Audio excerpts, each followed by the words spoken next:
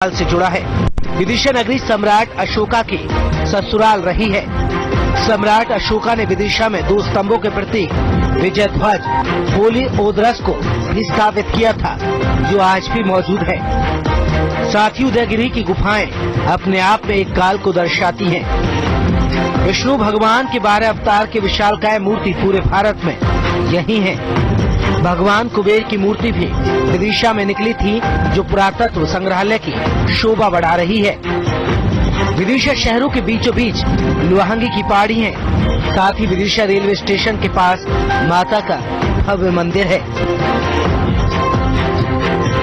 विदिशा विधानसभा में इस साल 1,82,302 मतदाता हैं, जिसमें 97,282 पुरुष और 85,020 महिला मतदाता शामिल हैं।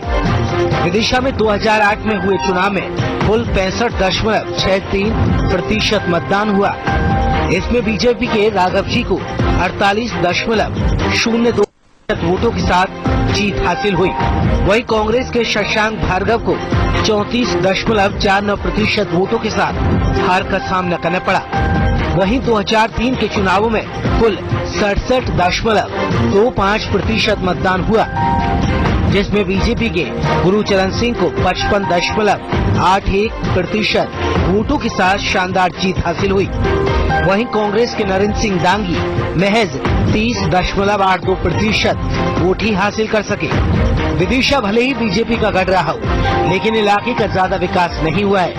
जनता का आरोप है कि यहाँ के विधायक प्रदेश के पूर्व वित्त मंत्री राघव जी ने क्षेत्र के विकास में कोई रुचि नहीं दिखाई। इसकी वजह से लोगों में खासी नाराजगी है। विदिशा की सड़कें तो काम चलाऊ हैं, लेकिन चौड़ी न होने की वजह से लोगों को काफी परेशानी का सामना करना पड़ता है। सड़कों पर हर वक्त भीड़ और ट्रैफिक जाम की स्थिति बनी रहती है।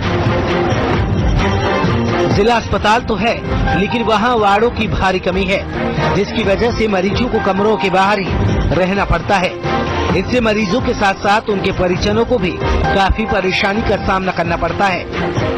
लेकिन इस ओर कभी भी विधायक साहब का ध्यान नहीं गया। भले ही बीजेपी कई सालों से सत्ता पर काबिज रही है और ये सीट हाई प्रोफाइल हो, लेकिन विदिशा वहीं का वहीं है। यहाँ की सांसद सुषमा स्वराज भी इलाके का दौरा तो करती हैं, लेकिन विकास की ओर उनका भी ध्यान नहीं है, जिससे लोगों में नाराजगी तो है ही, कांग्रेसियों को भी बीजेपी पर हमला करने का मौका मिल जाता है। लिहाजा इस बार के चुनाव में देखना दिलचस्प होगा कि बीजेपी से परेशान जनता इस बार किस पार्टी पर अपना भरोसा जताती है। अंतिमा विश्वकर्मा के साथ bureau report, India news, Vidisha.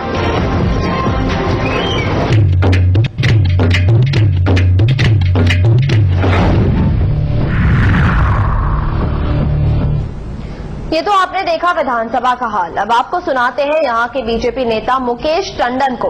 उन्हीं से सुनिए उनकी पार्टी ने इलाके के लिए क्या कुछ किया है।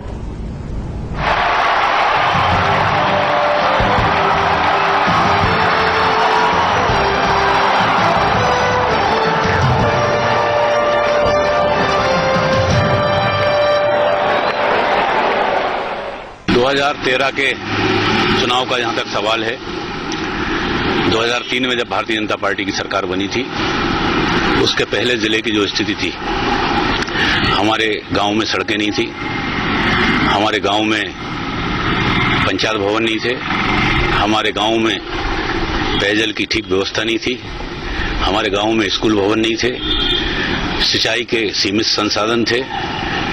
2003 में भारतीय जनता पार्टी की सरकार बनी और खासकर 2005 में जब माननीय मुख्यमंत्री शिवराज सिंह जी चौहान ने मध्य प्रदेश की बागडोर संभाली, इसके पहले वो हमारे यहाँ से सांसद हुआ करते थे। सांसद के रहते हुए उन्होंने अनेक बार पदयात्रा के माध्यम से इस पूरे लोकसभा क्षेत्र को, खासकर विदिशा जिले को गांव-गांव तक उन्होंने भ्रमण किया था। और उस भ्रमण के दौरान जब रात्रि विश्राम वो विदिशा के गांव में करते थे जिले के, तो वहां के जो जनजीवन है उससे वो रूबरू हुआ करते थे। और उन्होंने जो कठिनाइयां देखी थी, उसी का परिणाम स्वरूप था कि जब वो मुख्यमंत्री बने, तो मुख्यमंत्री बनने के बाद उन्होंने सबसे पहले ग्रामीण क्षेत्र के जीवन स्तर को सुधारने का प्रयास किया। आज हमारे विदिशा जिले के लगभग सभी पंचायतों में पंचायत भवन है, स्कूल भवन है और सारे गांव सड़कों से जुड़ चुके हैं। पेयजल की ठीक व्यवस्था है, स्वास्थ्यकर्मी निरंतर ग्रामीण क्षेत्र के जो हमारे बच्चे और महिलाएं उनके चेकअप होते हैं। इसके अलावा जो बड़ी योजनाएं, जैसे अगर हम शमशाबाद की बात करें तो शमशाबाद में 2 जो महत्वपूर्ण परियोजना हैं सिंचाई की, वो मैं समझता हूं कि हिंदुस्तान मध्य प्रदेश की सबसे जो महत्वपूर्ण परियोजनाएं 2003 के बाद बनी है, उसमें शमशाबाद को शामिल किया गया। इसके अलावा अनेक ऐसे काम जो विदिशा जिले में हुए हैं, तो मैं निश्चित रूप से ये कह सकता हूं कि विदिशा जिले के जो किसानों का जीवन स्तर सुधरा है, मजदूरों का जीवन स्तर सुधरा है, व्यापारियों की उन्होंने चिंता की है, हमारे कर्मचारियों की उन्होंने चिंता की है। ऐसा संवेदनशील मुख्यमंत्री, और खासकर विदिशा जिले के बारे में तो इसलिए मैं विश्वासपूर्वक ये कह सकता हूं कि विदिशा जिले को उनने पूर्णतः अपने परिवार के रूप में माना है। उसी का परिणाम स्वरूप है कि 5 विधानसभाएं भारतीय जनता पार्टी की हैं, और सागर संसदीय क्षेत्र का जो हमारा क्षेत्र आता है, 3 विधानसभाएं आती हैं, वहां से सम्मानीय ठाकुर भूपेन्द्र सिंह जी सांसद हैं। हमारे 2 सीटें जो विदिशा जिले की आती हैं विधानसभा की, वहां से लोकसभा की सम्मानीय नेता प्रतिपक्ष आदरणीय दीदी सुषमा स्वराज जी वहां का प्रतिनिधित्व कर रही हैं। सारी नगर पंचायतें हमारे पास हैं, जिला पंचायत हमारे पास है, इसके अलावा सारी नगर पालिकाएं हमारे पास हैं, जनपद पूरे हमारे पास हैं, मंडलियां हमारे पास हैं। भारतीय जनता पार्टी की इतनी गहरी जड़ें इस जिले में हैं।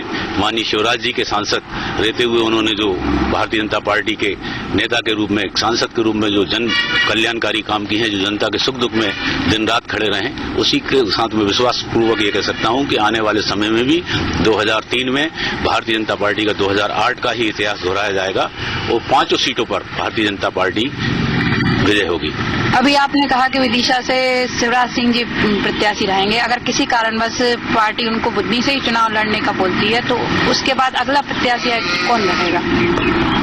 अगर पहला तो हमारा प्रयास ये होगा कि पार्टी हम सब कार्यकर्ताओं की भावनाओं को सम्मान करे, उसके बाद अगर ऐसा निर्णय होता है तो हम सब कार्यकर्ताओं की ये भावना रहेगी कि आदरणीय श्रीमती साधना सिंह जी, भाभी जी, हम विदिशा से चुनाव लड़ें। और अगर भाभी जी चुनाव लड़ती हैं तो उनका भी निरंतर संपर्क है, और हम लोग बड़ा गर्व महसूस करते हैं कि आज भी मुख्यमंत्री की पत्नी, धर्मपत्नी होने के बाद भी एक सामान्य गृहिणी की तरह वो विदिशा में आती हैं।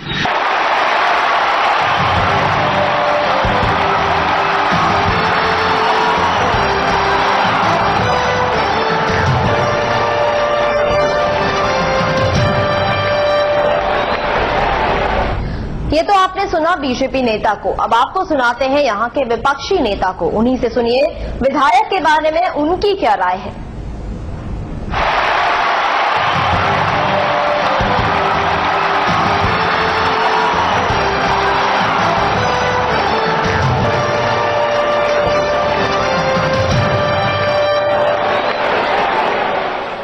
विदिशा में भाजपा कार्यकाल में विकास की स्थिति क्या है? सबसे न्यूनतम काम या सबसे ज्यादा धोखाधड़ी यदि विदिशा की जनता जनार्दन से किया है तो भाजपा के नेताओं ने किया है। चाहे वो विदिशा से निर्वाचित विधायक के रूप में मध्य प्रदेश मंत्रिमंडल के राघव जी भाई रहे हों, चाहे वो विदिशा को कर्म क्षेत्र समझने वाले मध्य प्रदेश के मुख्यमंत्री शिवराज सिंह चौहान रहे हो, इन्होंने जो भी वायदे विदिशा के विकास के विदिशा की जनता से किए, इन 10-15 सालों पर एक पर भी अमल नहीं हुआ है। चाहे वो विदिशा में बड़े उद्योग के लगने की बात हो, विदिशा को शैक्षणिक हब, एजुकेशन हब बनाने की बात हो, चाहे वो विदिशा में मेडिकल कॉलेज के खोलने की बात हो, चाहे वो विदिशा में के समग्र विकास के लिए सिटी डेवलपमेंट प्लान की बात हो, चाहे वो भारत सरकार से जो मंजूर होकर आई पेयजल योजना उसके क्रियान्वयन की बात हो, चाहे नौजवानों को रोजगार देने की बात हो, विदिशा की जनता से इन्होंने छलावा किया है। और ऐसे ही सुषमा स्वराज ने किया। पिछले 5 साल में विदिशा की तरफ कोई ध्यान नहीं दिया, कोई भी केंद्र सरकार से संबंधित योजना यहां नहीं आ पाई है। एक वो रेल विभाग का उसका ट्रैक्शन मोटर का कारखाना मंजूर हुआ था, 3 साल में आज तक उसको जमीन आवंटन नहीं हो पाई है।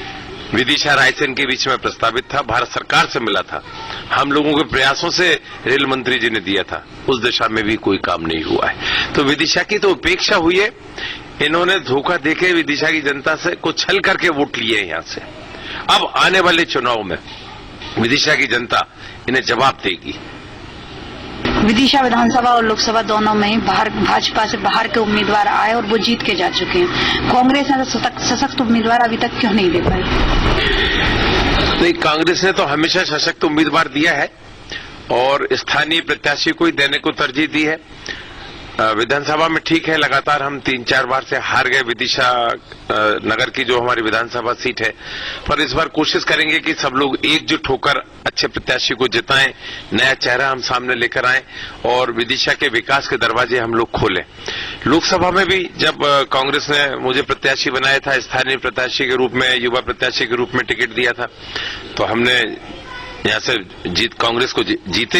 विदिशा की जनता ने यहां से विजयी बनाकर दिल्ली भेजा, इंदिरा जी की बात पर विश्वास किया और माधवराव सिंधिया जी उस समय ग्वालियर महाराज कांग्रेस में आए थे, तो एक बहुत अच्छा माहौल बन गया था। तो हमें लगता है कि आने वाले समय में लोग समझ चुके हैं भाजपा का वादा खिलाफी, उनका छलावेपूर्ण वायदे और उनकी झूठा बोली जो 15-20 सालों में हुई है। जनता ने देख लिया है कि इनकी विकास में कोई रुचि नहीं है, ना तो विदिशा नगर के लिए, ना विदिशा जिले के लिए। जितनी भी सिंचाई योजनाएं आई हैं कांग्रेस के जमाने की हैं, चाहे वाह हो, सगड़ हो, दानखेड़ी हो, चाहे किसी भी तरह की और अन्य सड़कों का निर्माण के कार्य हो। NH 86 ये वोरा जी जब मुख्यमंत्री थे और मैं सांसद था, उस समय विदिशा के लिए मंजूर हुआ था।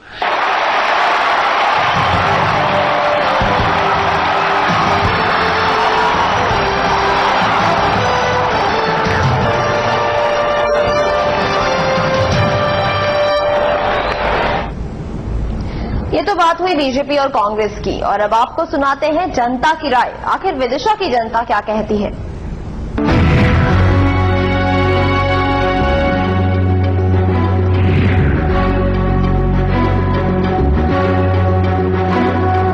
बिल्कुल भी विकास नहीं हुआ। पूरे शहर के रोड, गांव के रोड, वो न कोई अधिकारी बिल्कुल गांव जा रही है, न ग्राम सेवक जा रही है, कुछ नहीं मतलब हो रही है, न गरीबों को कोई फायदा और बहुत ज्यादा परेशान।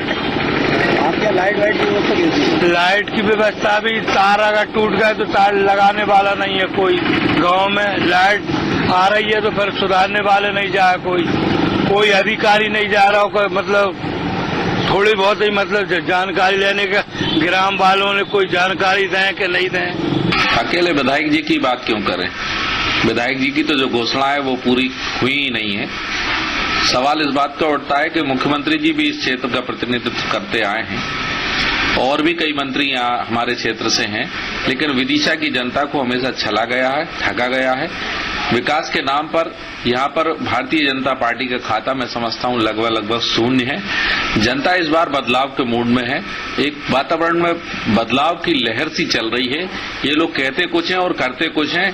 पिछले कई वर्षों से हमने इस बात को देखा, समझा और भोगा है कि भारतीय जनता पार्टी मात्र कोरी घोषणाएं करती है, काम के नाम पर सिफर है। तो बीजेपी सरकार जो माननीय हमारे शिवराज जी मुख्यमंत्री बने हुए हैं, तब से पूरे प्रदेश की बोल रहा हूं मैं, विदिशा की नहीं, पूरे प्रदेश में ही विकास की एक गंगा जैसी माने एक धारा बह रही है।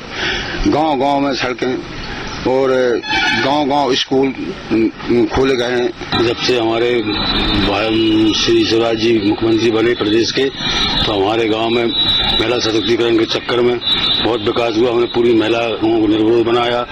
उसके तहत हमारी पंचायत को बहुत सम्मान और विकास के कई कार्य मिले। हमारे ग्राम पंचायत में सब स्टेशन मिला, नदिया पे ब्रिज मिला, रास्ते मिले और कई बहुत मूलभूत सुविधाएं मिली, हाई स्कूल मिला।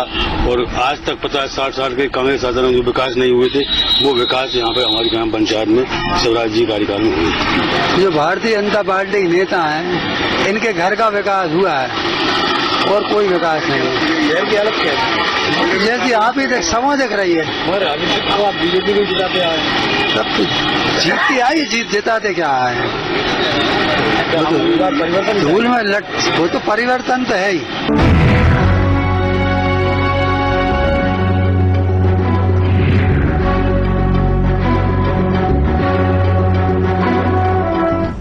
हमारी इस खास पेशकश किस्सा कुर्सी का में फिलहाल के लिए बस इतना ही। कल एक बार फिर हाजिर होंगे नई विधानसभाओं के साथ। तब तक के लिए मुझे दीजिए इजाजत। नमस्कार।